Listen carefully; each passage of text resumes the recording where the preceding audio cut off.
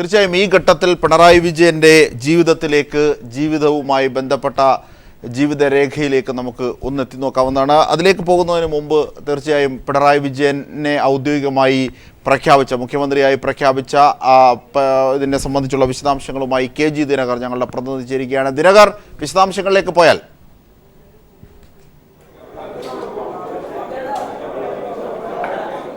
അജിംഷാദ് മുഖ്യമന്ത്രിയെ പ്രഖ്യാപിച്ചിരിക്കുന്നു. CPM polit bureau അംഗം പിണറായി വിജയൻ അടുത്ത മുഖ്യമന്ത്രിയാകും. CPM ജനറൽ സെക്രട്ടറി സീതാറാം യെച്ചൂരിയാണ് മുഖ്യമന്ത്രിയായി അദ്ദേഹത്തെ പ്രഖ്യാപിച്ചത്. സംസ്ഥാന കമ്മിറ്റിയുടെയും സെക്രട്ടറിയുടെയും തീരുമാനം അറിയിച്ചത്. ഒപ്പം സംസ്ഥാന സെക്രട്ടറി കോടിയേരി ബാലകൃഷ്ണനും പ്രതിപക്ഷ നേതാവ് VS അച്യുതാനന്ദനും ഒപ്പം മുതിർന്ന നേതാവ് VS അച്യുതാനന്ദനും ഒപ്പം ഉണ്ടായിരുന്നു. അല്പം മുൻപാണ് പ്രഖ്യാപനം നടത്തിയത്. മന്ത്രിമാരെ സംബന്ധിച്ചുള്ള തീരുമാനം സംസ്ഥാന സെക്രട്ടേറിയറ്റ് അടുത്ത ദിവസം ചേരുന്ന സെക്രട്ടേറിയറ്റ് കൈക്കൊള്ളും എന്നും സീതാറാം യെച്ചൂരി അറിയിക്കുകയുണ്ടായി.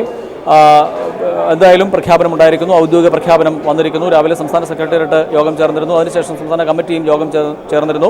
സംസ്ഥാന സെക്രട്ടേറിയറ്റിൻ്റെ തീരുമാനം സംസ്ഥാന കമ്മിറ്റി അറിയിച്ചു. തുടർന്ന് സംസ്ഥാന കമ്മിറ്റിയും മുഖ്യമന്ത്രി പിണറായിയെ നിർദ്ദേശിച്ചുകൊണ്ടുള്ള സംസ്ഥാന സെക്രട്ടേറിയറ്റിൻ്റെ തീരുമാനം അംഗീകരിക്കുകയായിരുന്നു.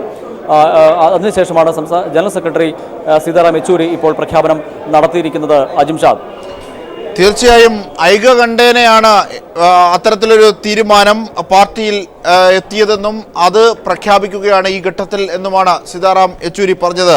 തീർച്ചയായും പിണറായി വിജയൻ ഇനി LDF സർക്കാരിൻ്റെ മുഖ്യമന്ത്രി. നിർണായകമായ നിമിഷമാണ് 4/11 ഒരുപക്ഷെ പ്രഖ്യാപിക്കപ്പെട്ടത് AKG സെൻട്രൽ. ദിനകർ, തീർച്ചയായും അജിംഷാദ്, ചരിത്ര മുഹൂർത്തം തന്നെയാണ് AKG സെൻട്രലിൽ കുറിക്കപ്പെട്ടിരിക്കുന്നത്. 14ാം നിയമസഭയുടെ തലവനായി പിണറായി വിജയനെ പാർട്ടി തീരുമാനിച്ചിരിക്കുന്നു. CPM സംസ്ഥാന സെക്രട്ടേറിയറ്റും സംസ്ഥാന കമ്മിറ്റിയും ആ തീരുമാനം അംഗീകരിച്ച് ഇപ്പോൾ പ്രഖ്യാപനം നടത്തിയിരിക്കുകയാണ്. അടുത്ത കേരള മുഖ്യമന്ത്രി CPMൻ്റെ പോളിറ്റ് ബ്യൂറോ അംഗം ധർമ്മടത്തു നിന്നും വൻ വിജയം കരസ്ഥമാക്കിയ പിണറായി വിജയൻ ആകുന്നു. അദ്ദേഹത്തെ പ്രഖ്യാപിച്ചിരിക്കുന്നു. കേരളത്തെ സംബന്ധിച്ചിടത്തോളം ഒരു ചരിത്ര മുഹൂർത്തം തന്നെയാണ് ഇത്. ഈ പ്രഖ്യാപന വേളയിൽ സംസ്ഥാന ജനറൽ സെക്രട്ടറി സീതാറാം യെച്ചൂരിക്കൊപ്പം സംസ്ഥാന സെക്രട്ടറി കോടിയേരി ബാലകൃഷ്ണനും അതോടൊപ്പം തന്നെ VS അച്യുതാനന്ദനും ഒപ്പം ഉണ്ടായിരുന്നു.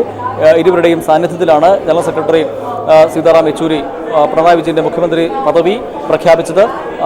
സത്യപ്രതിജ്ഞ സംബന്ധിച്ചുള്ള തീരുമാനങ്ങൾ ഇതുവരെ കൈക്കൊണ്ടിട്ടില്ല.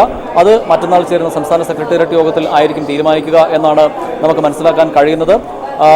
അജിംഷാദ്, തീർച്ചയായും ഒരുപക്ഷെ CPIMന് ഉള്ളിൽ പറഞ്ഞിരുന്ന പല കാര്യങ്ങളെ സംബന്ധിച്ച് എടുത്ത് പുറത്തുള്ള മാധ്യമങ്ങൾ പ്രചരിപ്പിച്ചതുപോലെ ഒന്നുമല്ല വസ്തുത എന്നുകൂടി ബോധ്യമാകുന്ന ഘട്ടമല്ലേ യഥാർത്ഥത്തിൽ VS അച്യുതാനന്ദനും കോടിയേരി ബാലകൃഷ്ണനും എല്ലാം ഒന്നിച്ചിരുന്നാണ് പിണറായി വിജയന്റെ പേര് പരസ്യമായി ലോകത്തെ അറിയിച്ചത്.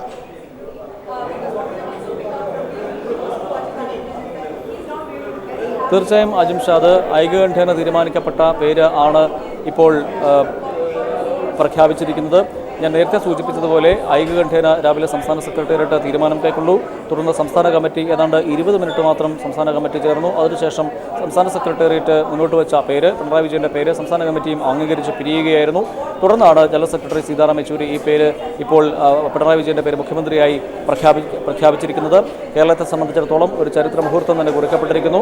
അടുത്ത 5 വർഷത്തേക്ക് കേരളം ആര് ഭരിക്കും, കേരളത്തിൻ്റെ ഭരണത്തലവൻ ആര് എന്നതിന് ഉത്തരമായിരിക്കുന്നു. പിണറായി വിജയൻ മുഖ്യമന്ത്രിയായി അധികാരമേൽക്കും. അത് എന്ന് കൂടിയാണ് ഇനി അറിയാനുള്ളത്. അദ്ദേഹത്തോടൊപ്പം ആരൊക്കെ മന്ത്രിമാരായി സ്ഥാനമേൽക്കും എന്നത് സംബന്ധിച്ചും ചർച്ചകൾ സജീവമാണ്. മറ്റന്നാൾ ചേരുന്ന സംസ്ഥാന സെക്രട്ടേറിയറ്റ് യോഗത്തിൽ ഇത് സംബന്ധിച്ച തീരുമാനം കൈക്കൊള്ളും. 1970 അദ്ദേഹം ആദ്യമായി 26-ാം വയസ്സിലാണ് പിണറായി വിജയൻ MLA ആയി നിയമസഭയിൽ എത്തുന്നത്. തുടർന്ന് 3 തവണ കൂടി അദ്ദേഹം MLA സ്ഥാനത്തേക്ക് എത്തുകയുണ്ടായി. 96-ൽ അദ്ദേഹം വൈദ്യുതി മന്ത്രിയായി 2 വർഷത്തോളം പ്രവർത്തിച്ചു. 96 മുതൽ 98 വരെയായിരുന്നു അദ്ദേഹം വൈദ്യുതി മന്ത്രിയായി സേവനമനുഷ്ഠിച്ചത്. ആ കാലയളവിൽ വലിയ നേട്ടങ്ങളാണ് സംസ്ഥാനത്തിന് ഉണ്ടാക്കിയെടുക്കാൻ കഴിഞ്ഞത് വൈദ്യുത മേഖലയിൽ. അജിംഷാദ്, തീർച്ചയായും ദിനകർ, പിണറായി വിജയനെ ഔദ്യോഗികമായി മുഖ്യമന്ത്രിയായി പ്രഖ്യാപിക്കുന്നതിൻ്റെ വിവരങ്ങളാണ് ദിനകർ നൽകി വന്നത്. തീർച്ചയായും അതിലേക്ക് തന്നെ പോകാം. ദിനകർ, ദയവായി തുടരുക തന്നെ ചെയ്യൂ. അരനൂറ്റാണ്ടിലേറെ നീണ്ട പൊതുജീവിതത്തിന്റെ കരുത്തുമായാണ് പിണറായി വിജയൻ കേരളത്തിന്റെ ഭരണസാരഥ്യത്തിലേക്ക് ഇതാ കയറുന്നത്. കല്ലും മുള്ളും നിറഞ്ഞ വഴിത്താരകൾ പിന്നിട്ട് കരുത്തിന്റെ ആൾരൂപമായ പിണറായി നടന്നു കയറുന്നത് പുതിയ ഒരു നവകേരളത്തെ പടുത്തുയർത്താനാണ്.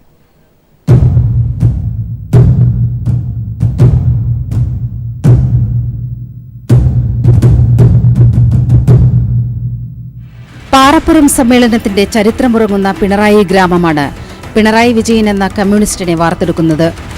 1944 മാർച്ച് 21 ചെത്തുതൊഴിലാളിയായ മുണ്ടയിൽ കോരന്റെയും കല്യാണിയുടെയും മകനായി ജനനം. ഏറെ ബുദ്ധിമുട്ട് നിറഞ്ഞ ചുറ്റുപാടിലായിരുന്നു ബാല്യകൗമാരങ്ങൾ. പിണറായി UP സ്കൂളിലും പെരളശ്ശേരി ഹൈസ്കൂളിലുമായി സ്കൂൾ വിദ്യാഭ്യാസം. പിന്നീട് 1 വർഷം നെയ്ത്തുതൊഴിലാളിയായി ജോലി നോക്കി. തുടർന്ന് തലശ്ശേരി ബ്രണ്ണൻ കോളേജിൽ. ബ്രണ്ണൻ കോളേജാണ് പിണറായിയുടെ രാഷ്ട്രീയ കളരി. 24-ാം വയസ്സിലാണ് CPIM കണ്ണൂർ ജില്ലാ കമ്മിറ്റിയിൽ സഖാവെത്തുന്നത്. 28-ാം വയസ്സിൽ ജില്ലാ സെക്രട്ടേറിയറ്റിലുമെത്തിയ പിണറായി 1970-ലും 77-ലും 91-ലും 96-ലുമായി 4 തവണ നിയമസഭയിലേക്ക് തെരഞ്ഞെടുക്കപ്പെട്ടു. അടിയന്തരാവസ്ഥയുടെ ഭീകരനാളുകളിൽ കൊടിയ മർദ്ദനങ്ങളാണ് സഖാവിന് ഏറ്റുവാങ്ങേണ്ടി വന്നത്. അന്യായമായി പോലീസ് കസ്റ്റഡിയിലെടുത്ത പിണറായിയെ ലോക്കപ്പിൽ വെച്ച് പോലീസുകാർ മാറി മാറി മർദ്ദിച്ചു. പൈശാചികമായ 3ാം മുറകൾക്ക് വിധേയനായപ്പോഴും നിശ്ചയദാർഢ്യത്തോടെ നേരിട്ടു. ക്രൂരമർദ്ദനത്തിന്റെ ബാക്കിപത്രമായ ചോരപുരണ്ട ഷർട്ട് ഉയർത്തിപ്പിടിച്ചാണ് പിണറായി പിന്നീട് നിയമസഭയിൽ പ്രസംഗിച്ചത്. ആഭ്യന്തരമന്ത്രി K. കരുണാകരനെ പ്രതിക്കൂട്ടിൽ നിർത്തിയ ആ പ്രസംഗം നിയമസഭാരേഖകളിലെ തിളങ്ങുന്ന അധ്യായമാണ്. പിണറായി വിജയൻ എന്ന കമ്മ്യൂണിസ്റ്റിന്റെ ഭരണ നൈപുണ്യം കേരളം തിരിച്ചറിഞ്ഞത് 96-ൽ വൈദ്യുതി മന്ത്രിയായി അദ്ദേഹം പ്രവർത്തിച്ചപ്പോഴാണ്. 4 നൂറ്റാണ്ടുകൊണ്ട് നേടാൻ കഴിയാത്ത നേട്ടങ്ങളാണ് ചുരുങ്ങിയ സമയം കൊണ്ട് അദ്ദേഹം നേടിത്തന്നത്. വൈദ്യുതി കമ്മി നേരിടുന്ന സംസ്ഥാനത്തെ വൈദ്യുതി മിച്ച സംസ്ഥാനമാക്കി മാറ്റിയെടുത്തു. ഈ സാഹചര്യത്തിലാണ് ചടയൻ ഗോവിന്ദന്റെ മരണം. പിന്നീട് സംസ്ഥാന ഘടകം കേരളത്തിന്റെ അമരക്കാരനായി നിശ്ചയിച്ചത് പിണറായി വിജയനെയാണ്. പിണറായിയെ നഖശിഖാന്തം എതിർക്കുന്ന മാധ്യമങ്ങൾ അന്ന് എഴുതിയത് ഇങ്ങനെ: നയനാർ മന്ത്രിസഭയ്ക്ക് നഷ്ടമായത് മികച്ച ഒരു പ്രതിഭയെ. സംഘടനാ ചുമതല ഏറ്റെടുത്തതിനു ശേഷം പിന്നീടങ്ങോട്ട് അദ്ദേഹം നേരിട്ടത് കടുത്ത മാധ്യമ ഭീകരതയെയാണ്. ഇത്രയധികം വ്യക്തിഹത്യയ്ക്ക് വിധേയനായ ഒരാൾ ഇന്ത്യൻ രാഷ്ട്രീയത്തിൽ തന്നെ ഉണ്ടോ എന്ന് സംശയം. ഇതെല്ലാം കമ്മ്യൂണിസ്റ്റ് പാർട്ടിയുടെ സെക്രട്ടറി ആയതുകൊണ്ട് വന്നു ഭവിക്കുന്നു എന്നാണ് ഇതേക്കുറിച്ച് പിണറായി പ്രതികരിച്ചത്. വ്യക്തിഹത്യയ്ക്കും ദുരാരോപണങ്ങൾക്കും തകർക്കാൻ കഴിയാത്ത കരുത്തോടെ പിണറായി പാർട്ടിയെ നയിച്ചത് 1.5 പതിറ്റാണ്ടിലേറെയാണ്. ആലപ്പുഴ സമ്മേളനത്തിൽ സംസ്ഥാന സെക്രട്ടറി സ്ഥാനമൊഴിഞ്ഞ പിണറായി വിജയൻ ഇടതുമുന്നണിയുടെ കരുത്തിനായാണ് ഈ നീണ്ട നാൾ പ്രവർത്തിച്ചത്. ഈ കരുത്തും നിശ്ചയദാർഢ്യവും നവകേരള സൃഷ്ടിക്കായി നമുക്ക് പ്രതീക്ഷിക്കാം. Political desk.